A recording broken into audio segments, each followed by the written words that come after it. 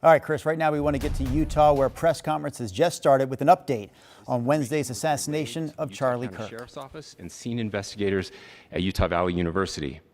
This information was also conveyed to the FBI. Investigators reviewed additional video footage from UVU surveillance and identified Robinson arriving on UVU campus in a gray Dodge Challenger at approximately 8:29 a.m. on September 10th, in which he is observed on video in a plain maroon t-shirt, light-colored shorts, a black hat with a white logo, and light-colored shoes. When encountered in person by investigators in Washington County on September 12th, in the early morning hours, Robinson was observed in consistent clothing with those surveillance images. Investigators interviewed a family member of Robinson who stated that Robinson had become more political in recent years. The family member referenced a recent incident in which Robinson came to dinner prior to September 10th, and in the conversation with another family member, Robinson mentioned Charlie Kirk was coming to UVU. They talked about why they didn't like him and the viewpoints that he had. The family member also stated Kirk was full of hate and spreading hate. The family member also confirmed Robinson had a gray Dodge Challenger. Investigators identified an individual as the roommate of Robinson. Investigators interviewed that roommate, who stated that his roommate, referring to Robinson, made a joke on Discord. Investigators asked if he would show them the messages on Discord. He opened it and showed several messages to investigators and allowed investigators to take photos of the screen as each message was shown by Robinson's roommate. These photos consisted of various messages, including content of messages between the phone contact named Tyler with an emoji icon and Robinson's roommate's device. The content of these messages included messages affiliated with the contact Tyler, stating a need to retrieve a rifle from a drop point, leaving the rifle in a bush, messages related to visually watching the area where a rifle was left, and a message referring to having left the rifle wrapped in a towel. The messages also refer to engraving bullets and a mention of a scope and the rifle being unique. Messages from the contact Tyler also mentioned that he had changed outfits. I know there has been speculation as well as to the writing on those casings, those bullet casings, and I believe we have that as well. And I will share that with you now. So the area north of Campus Drive Road where the suspect crossed over, you saw some of that in the video that we released last night, consists of a grassy area with trees on the edge of the UVU campus. Investigators discovered a bolt-action rifle wrapped in a dark-colored towel. The rifle was determined to be a Mauser Model 98 30-06 caliber bolt-action rifle. The rifle had a scope mounted on top of it. Investigators noted inscriptions that had been engraved on casings found with the rifle. Inscriptions on a fired casing read, "Notices, bulges, capital OWO, what's this?" ? Inscriptions on the 3 unfired casings read, "Hey fascist!" ! Catch! Up arrow symbol, right arrow and symbol, and 3 down arrow symbols.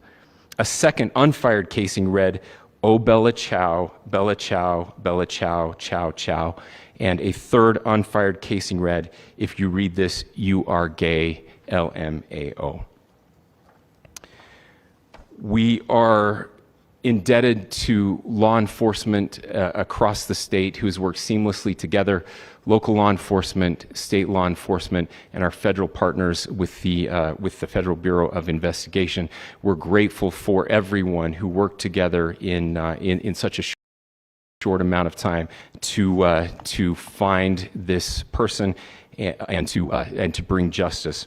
I want to thank the public who has been so engaged, reviewing videos, helping us with sending in tips, and helping us get to this point. I want to thank the family members of Tyler Robinson who did the right thing in this case and were able to bring him into to law enforcement as well.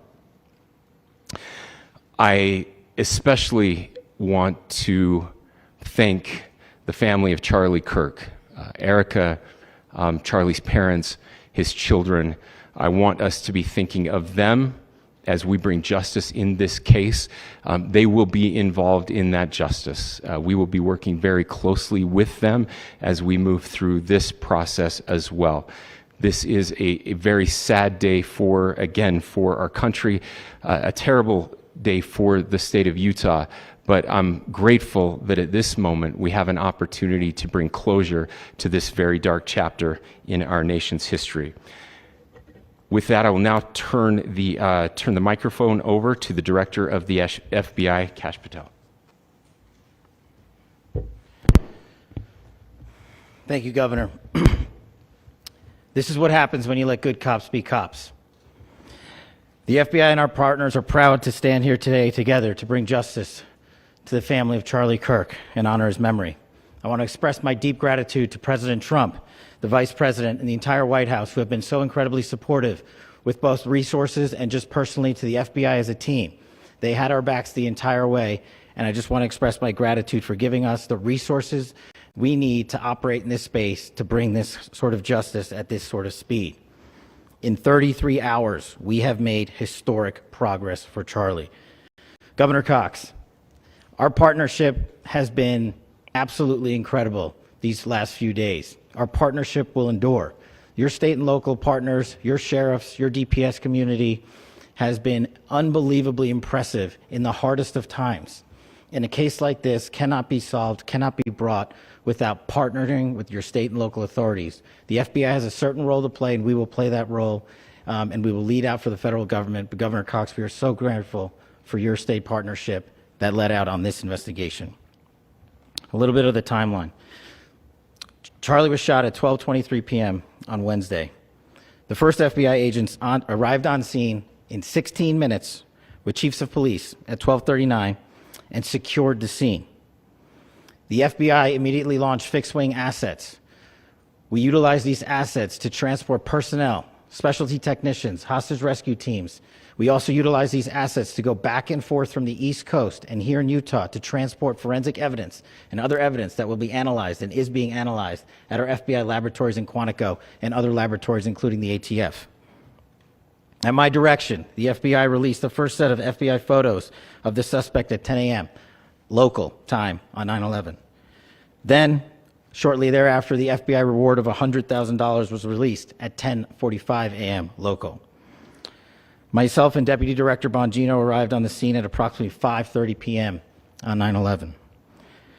The governor led a press conference last night at approximately 8 p.m., where at my direction, the FBI released a never-before-seen video of the suspect. We also released new images to the public of the suspect. And just last night, the suspect was taken into custody at 10 p.m. local time. In less than 36 hours, 33 to be precise, thanks to the full weight of the federal government and leading out with the partners here in the state of Utah and Governor Cox, the suspect was apprehended in a historic time period. And I want to highlight what Governor Cox said. This would not have been possible without you, the media, and you, the public. That's why we went so public, so fast, and we're so transparent, and we're committed to that transparency. The crime scene, just a little bit there. It is a large crime scene. State and local authorities, along with federal authorities, processed that crime scene quickly. And I even had the ability to walk through that crime scene and walk through the steps the suspect took to learn more about what was needed and what resources we needed to bear to create a full picture for the FBI and leadership back in Washington. Furthermore, thankfully to state and local partners, forensic evidence has been seized and continues to be garnered. Forensic evidence has already been evaluated at FBI laboratories in Quantico and state and local authorities here. We will continue to process evidence as we see it, as we collect it, and we will continue to deliver to Governor Cox and his team. Last night, we had a total of approximately 7,000 leads. As of this morning, thanks to your great work, we have over 11,000 leads that were called in to the FBI. And we are running out every single lead that we can. Every one of those leads will be run out. The arrest is a testament to the dedication of good law enforcement being great and partnerships in law enforcement, which I've tried to highlight as my tenure as the director of the FBI. There is no better relationship for law enforcement than the FBI to partner with state and local authorities, and you've seen it here in these last few days.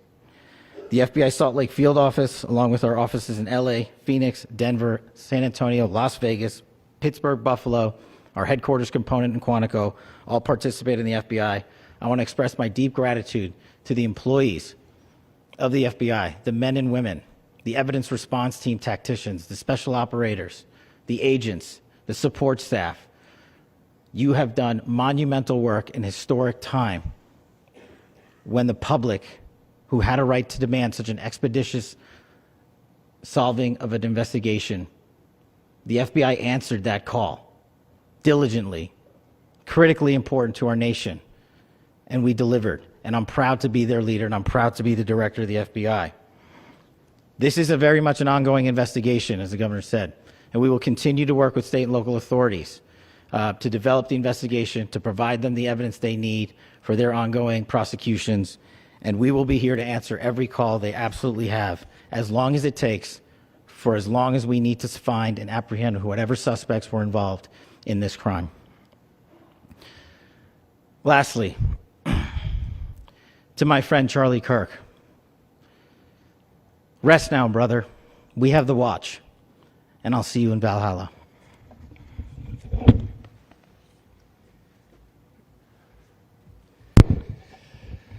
Thank you, and good morning. I would just like to take a few minutes as the sheriff to express my gratitude for everybody who has played a part in this investigation.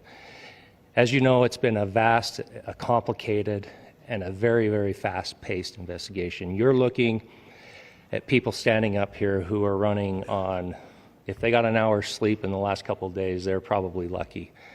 It has been very taxing.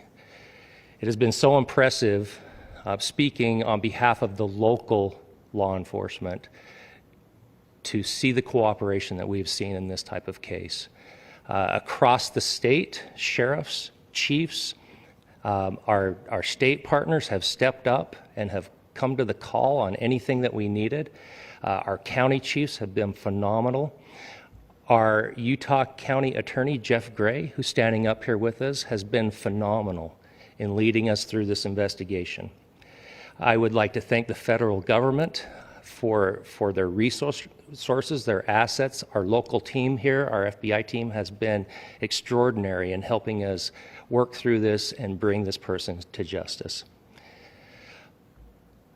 Most of all, I would like to thank the public, and specifically, I would like to thank the public who turned to prayers and who turned to positiveness for us. I would like to thank them on behalf of the law enforcement community, because we needed those prayers. That's what we needed to get through this. We needed your support, and you gave it to us. We needed your patience, and you gave it to us. And I would like to thank you for the Kirk family, because that's what they need, is your support and your prayers, and that will get us through all of this. So thank you, everybody, for everybody that have stepped up. We've had such a phenomenal response to this. Thank you.